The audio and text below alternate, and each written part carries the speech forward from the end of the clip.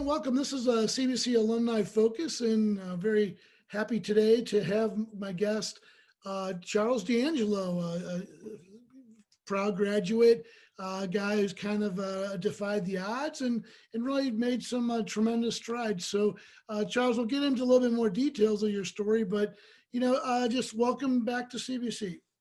Thank you so much for having me, Rob. It's my honor, my privilege, and there's nothing more I'd rather do than talk about the positive impact CBC's had on me. Well, I guess let's start with you wrote a couple books, and books that are very inspirational and have been very much motivating to people who are needing changes in their life and needing it to affect real changes. Talk a little bit about the two books. Think and Grow Thin was the one in your latest book, and just kind of how that career path has taken you and the things that you're enjoying about it.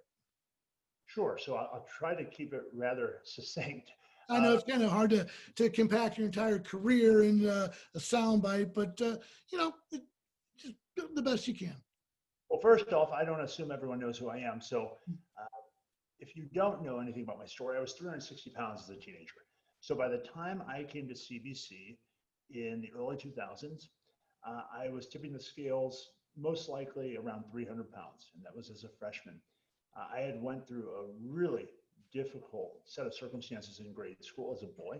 I was bullied, I was teased, I was made fun of pretty much every day. And it was a Catholic grade school that I attended.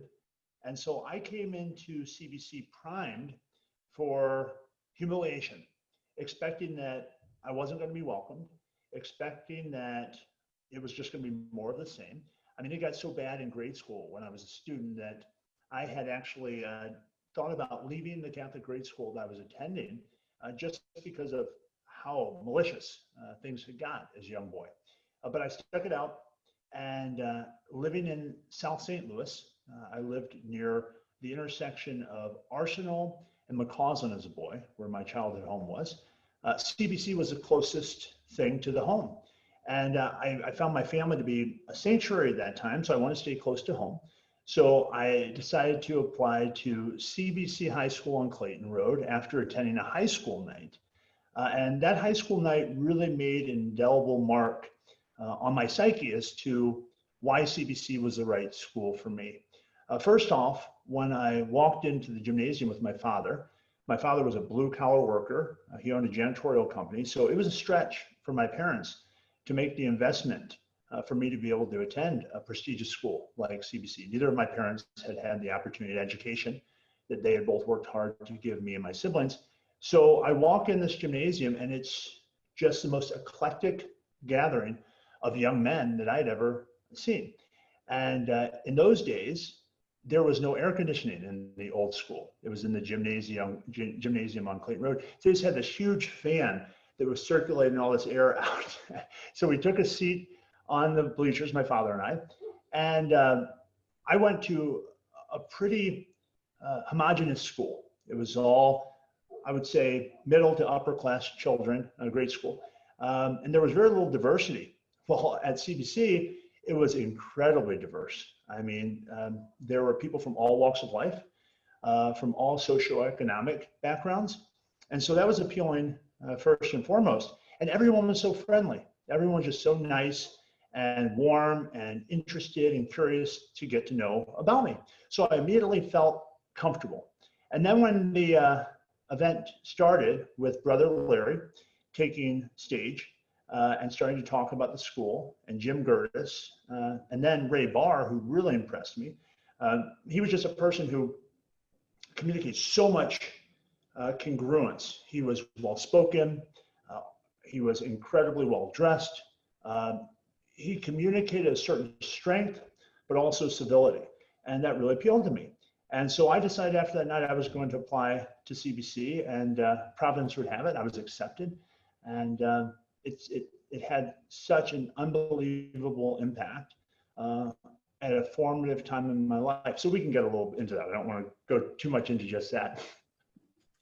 Well, great. And again, I remember, and we've talked about it in the past, that high school night at Bishop DeBerg, and you sat in the very corner, you're the biggest kid in the room. I was like, wow, definitely. I definitely remember you. I know you're pretty quiet, didn't say a whole lot, but you had a natural curiosity about you. And then you showed up, and again, we became great friends. So, you talked about, changing your narrative, and that was something that early on you didn't want to be overweight. You didn't want to be, where you were, and you knew that you had to change your narrative, and that's what your entire life has been dedicated to.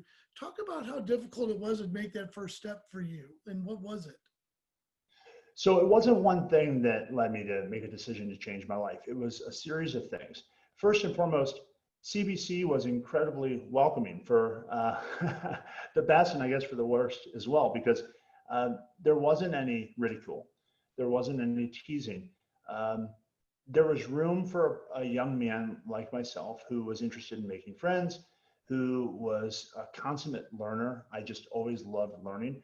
Um, when I thought about in preparation for talking to you today, who was it that made an impact on my life at CBC? The better question would be who didn't, because I would say that almost everyone at that school made a meaningful impact on me. Most notably was the set of teachers, the faculty, the administration, of course, the students, but I'd always been the type of person who yearned for wisdom. I just always loved studying and learning about human behavior. And so who better than people who had lived a long time? And CBC was just so rich with, uh, with people on their faculty who didn't consider what they were doing to be a job. They considered what they were doing to be a vocation. You're talking about people like Bill Foley, people like David Otten, people like David Brumfield, people like Rich Judd, Bill Belcher, Edward Hamer, teachers that may not even be there anymore, people like Chris Muskoff, um, Sharon Bertram, Cheryl Van Hee, the list just goes on. There were so many there that they would give the brothers, obviously, brother Chris Baker, um, brother Ray Bonderer, who was in the he was in the LRC area. He did a lot of the technology. These people considered uh, their life mission, in my estimation, to be helping the young people um, embrace a philosophy that would be helpful to getting the most from their lives.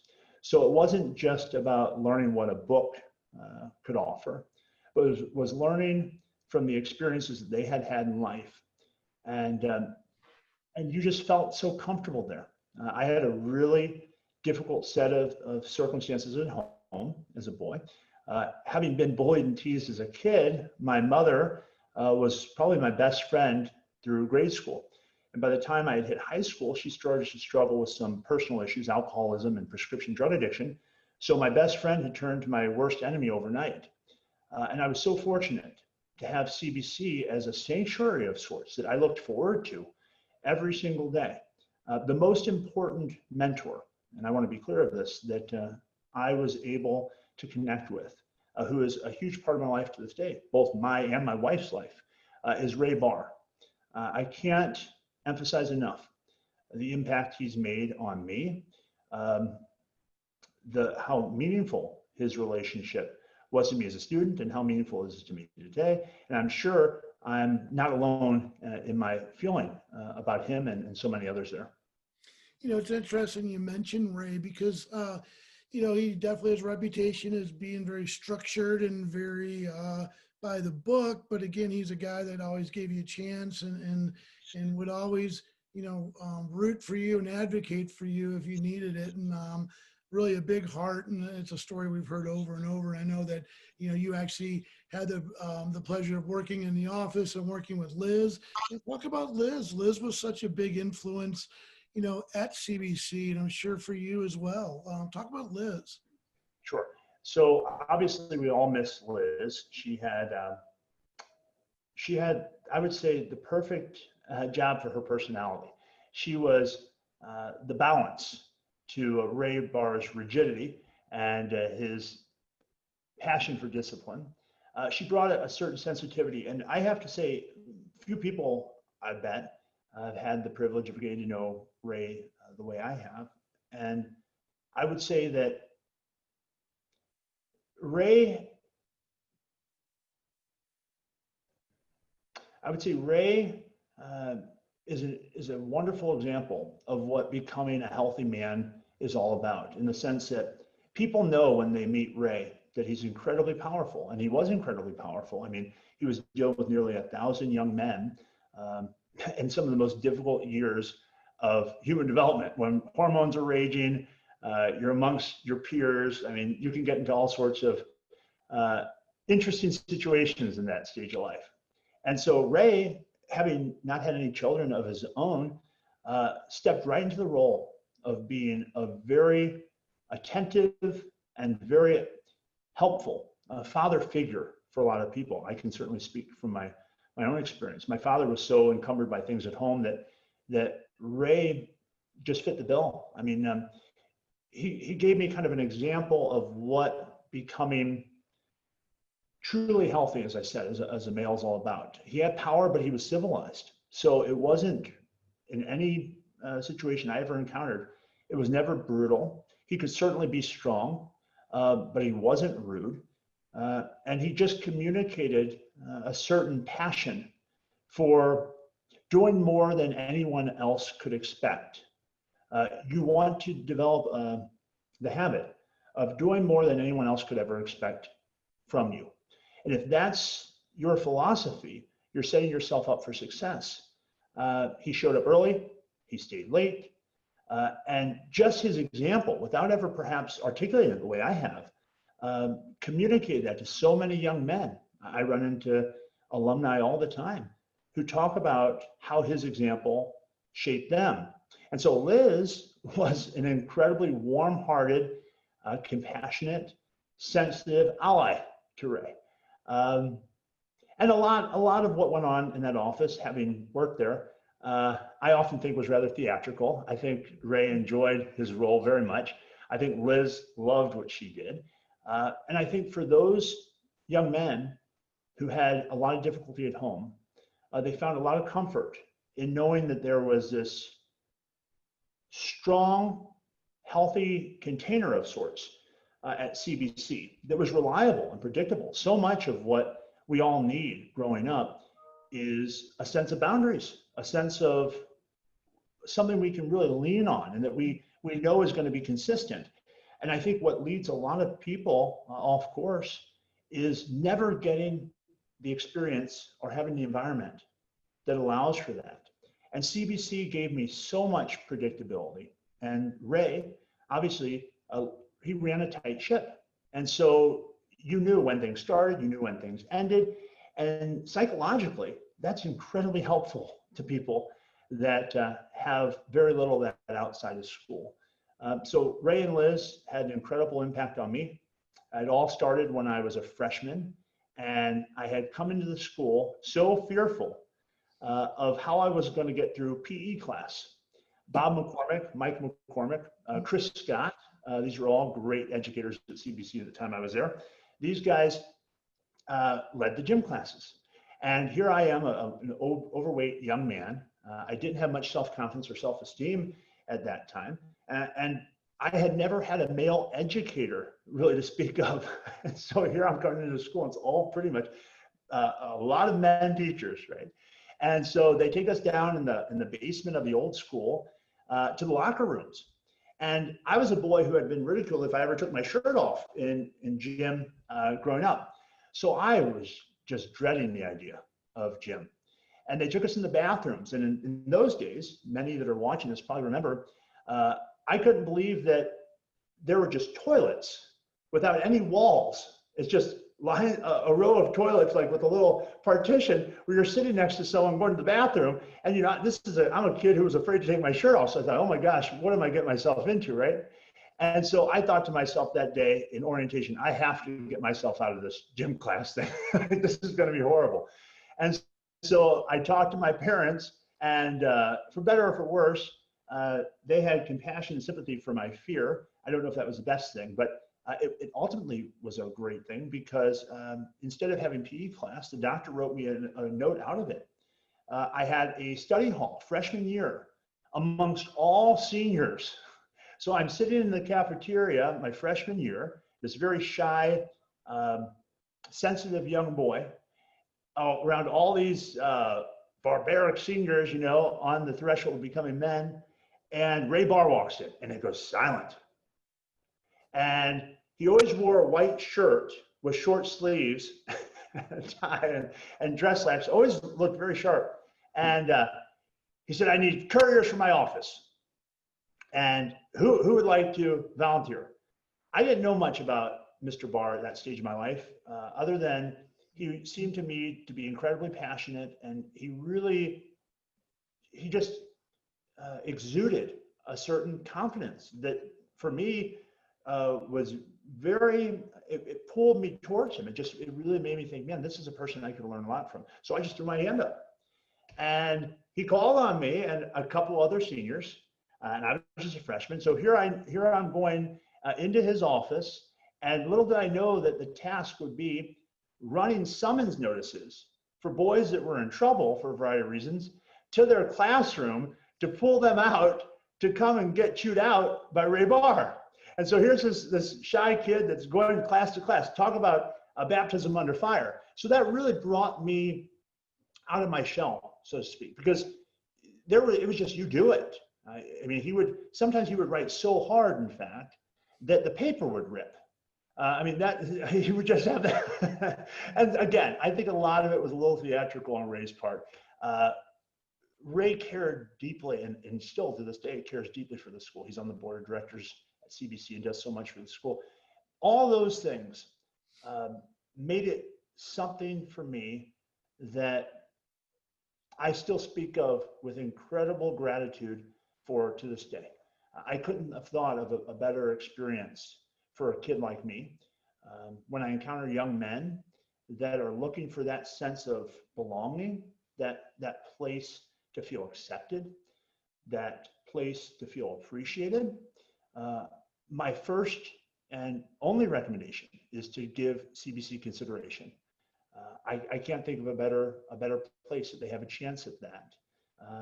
And so I had a very unique insider look at the school, given I worked for Ray throughout my entire academic career as a student. And then afterward, my first year at St. Lucie University, he asked if I would continue to work at the new school, but in a different way. I just managed the locker room as a kid, keeping things in order down there. Wow.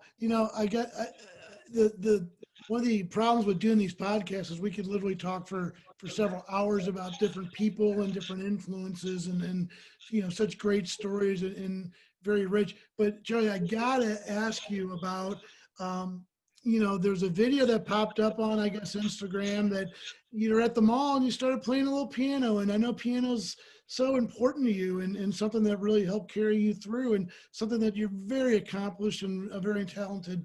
Are you still playing? Tell us a little bit about it. Oh, for my own enjoyment and for my wife's enjoyment. And whenever I come up against a piano or come across a piano, I'm the first to sit down. I love it. Music is a passion of mine.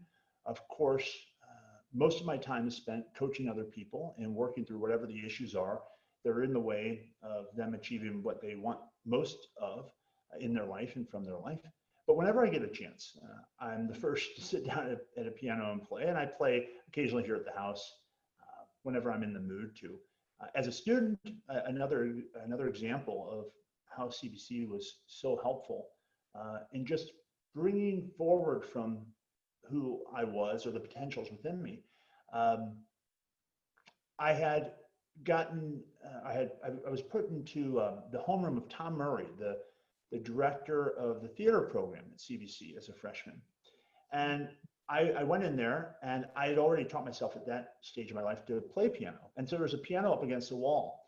And so rather than mix with the other young guys, I sat down at the piano and started playing. And a bunch of guys came around and we're all joking around talking, and Tom Murray walks in. And he just has this wonderfully, again, the word that comes to mind when I think of most of the educators at CBC is warmth, love. I have to say that I never, ever had a negative experience with any of the faculty or educators or administration at CBC ever. And I think that says a lot because I was there for 4 years and then I was there after. And all of them just seemed to care so much. And Tom walks in and he hears me playing. He said to me, without even knowing who I was, he says, "You're in the wrong homeroom." And I was a kid, again, that really kind of had a lot of fear at that stage of authority. And he said, "You're in the wrong homeroom." And I pull out my little card they given you, and it said, "Tom Murray, room whatever." And he said, "Give me that." And he looks at me. And, he's an actor too. And so he looks at me and he goes, "No, you got to go to Jerry Ariana. You got to go to Jerry Ariana, who was the band director. And in the old school, it was right around the corner from Tom Murray's room." And he said, "You have a gift. You learned how to play piano by yourself?" And I said, "Yeah." And he said, "You got to go. I'm going to take you to Jerry Ariana and let him hear you play." And so I went to Jerry Ariana. He heard me play the piano. I taught myself how to play as a kid by ear. And the next thing I know, I'm in the jazz band. And that's the type of culture that CBC engenders. The educators at CBC look for the strengths that students might not even be aware of that they possess themselves. It's what I work to do with my clients. And I saw it as a student there, that the educators, the faculty, and hopefully fellow students are looking to see in the life of another what the best is, what their potential is, and to challenge and to stimulate that and to bring that up in the person. If Tom would have been, one of these guys who clocks in at 7 in the morning, clocks out at 3, like I'm sure there are some educators in the world like that, I would have never been in jazz band. And I made great friendships in the jazz band. Some of the perks of that were going to girls' schools and playing for the girls' schools as a student. It just felt like so much fun. People say that your high school years are your best years. I look at them as stepping stone years. I don't look at them as, I think if your best is in high school, that you might want to expand the vision of your life. But I think that CBC gives an experience unlike any other school here in St. Louis because of just how personal everyone is with one another. It's not some type of cliche when you hear people say the teachers at CBC really do care. I was part of the fundraising efforts over the summer for the new school. I think some of the faculty and staff knew that I came from humble beginnings or a modest background. And so they were always looking to encourage me, to help me along, to connect me up with people. And those are the intangible benefits that come along when you enroll in a place like CBC. Charlie, there's so much to discuss about your career, and we haven't even touched the surface about your career. What's next for you? I mean, you've been doing coaching, personal training, certainly fitness, but becoming an author. You've written 2 books. I mean, I don't want to shortchange on that. What's next for you? I mean, you got a full slate. Well, I often am thought of as a personal trainer. I am not a personal trainer. I know I'm fit and I know I help a lot of people transform their lives, but my work with people is consultative. So when I first started working with people, it was to change them physically, to help them change themselves physically. So helping people lose 50, 100, 200 pounds. And certainly that's still a major part of the work I do. But the work's really about disconnecting from the change of your past. So it's all about letting go of the things that have been holding you back, the belief systems that are in the way of getting more from your life. I don't really think of, and I never have really thought too much about what's next.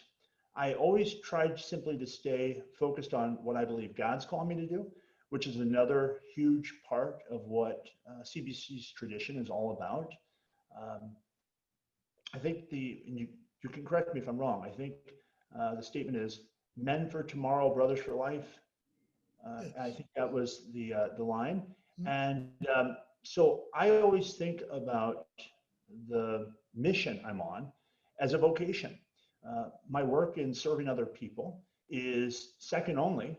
That vocation is second only to my vocation of marriage and my connection with God.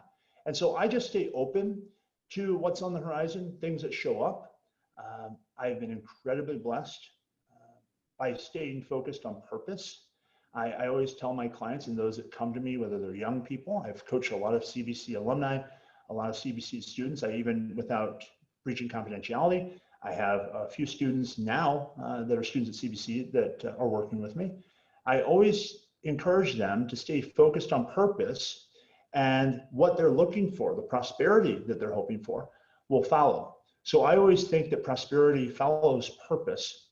And I think that it really follows meaning. If you can find meaning in everything you're going through. High school wasn't, all butterflies and kittens for me. There were some difficult situations that I had to contend with, but those situations were things that helped develop in me a certain strength. I got stronger as a function of those things. So it's not so much what's happening to you, it's what are you going to use those things to accomplish or to become. And if you can stay focused on that, I think that growth is inevitable. So it's just being open to what shows up. I feel incredibly fulfilled. I've achieved a lot, but I also have found through my own life experience and through coaching so many other people, from world leaders to stay-at-home parents to teenagers, that achievement isn't really the name of the game. Because how many people do we know that have everything and are miserable? People that have the big house, but it's not a home. So I really recognized that, in my opinion, the purpose of life is relationship. It's a relationship with yourself. So it's deepening a connection with getting to know who you are. And I don't know if any of us accomplish that whole thing in one lifetime. Deepening your relationship with other people, deepening your relationship with your spirituality. And I think as you do those things, as those intimate relationships get better, you find everything that you encounter in life to be fulfilling and meaningful, even the things that are difficult, even the passing of loved ones, even things like this recent pandemic we all have been touched by. I mean, so many people have reconnected with themselves, with loved ones in ways they otherwise might not have, because of how distracted we all can get day to day. So I think that what's next for me is continuing to stay open to what shows up and asking myself, with what happens being the case, how can I grow from it? What's a lesson that I can take from it? And I think that if we make that what we strive for, again, you're going to live a very rich, meaningful life. You won't be on this hamster wheel of thinking, when I get this next raise, or when I make this much money, or when I meet the beautiful person I've always longed for and marry them, then I'll be happy. Or when I have the Porsche, or when whatever. All those things are niceties of life, but they all fade. I think the things that don't fade are the things that I'm talking about that I experienced at CBC. When people stop to do what's right, when people stop to make an investment in another person's future, when people pause to point out to someone that they can't get anything back from. I couldn't offer something to Ray Barr at that stage of my life. What could I do for a very successful middle-aged man? But he made it his mission to invest in me, I think with the hope, as many of the educators at CBC do, that we could become more than they did. I think that's what CBC really strives to do in the lives of their young male students, is impregnate the students with a sense of mission, a sense of purpose, a sense of desire for growth, and the way that the heritage of CBC has done that is remarkable. I mean, I'm one of many. I stand on the shoulders of greats from CBC. Well, Charlie, again, thanks so much for being here. And as we grow the podcast, I hope to have you back again, and we can talk a little bit about what's going on. But again, just as you who've been an inspiration to all of us, and who kind of saw you from that first day and saw really the work that you did. It wasn't, any magic pill. It wasn't a quick fix. It's, eating right and exercising and work that you put in. It really was a great inspiration to see. So want to thank you so much for your time and let you know that everyone at the school, we're very proud of you and very proud that you're very loyal of your loyalty to the school and that the school had such an impact on you. I can't thank you guys enough. And my only wish and hope is that CBC continues to stay on track with their mission, welcoming in the type of diversity that I found so appealing as a student. And anyone, if you're watching and you're on the fence about giving CBC a chance, I couldn't encourage you more strongly. You'll find a sense of belonging at CBC. You'll find that you have in you greatness. And even things you might not be aware of that are strengths are things that will be developed at CBC if you give it a chance. So it's my hope that more and more people come to know just what a loving environment CBC engenders and just how special of a community it is. And it was a class of 2005, correct? 2004.